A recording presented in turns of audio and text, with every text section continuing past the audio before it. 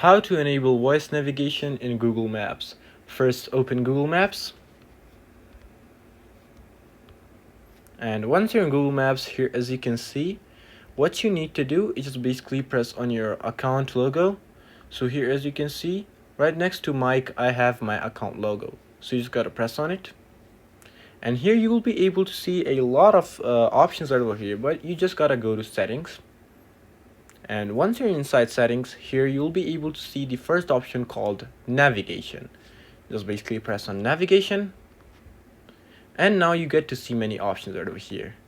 First, you gotta make sure that your sound and voice guidance audio is basically in unmute.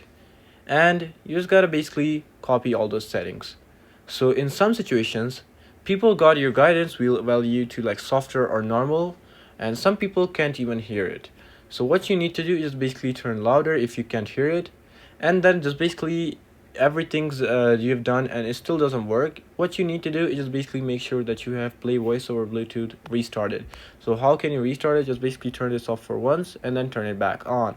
So yeah, this is actually it on how you can enable voice navigation in Google Maps. So I hope this video helped you out. Leave a like and that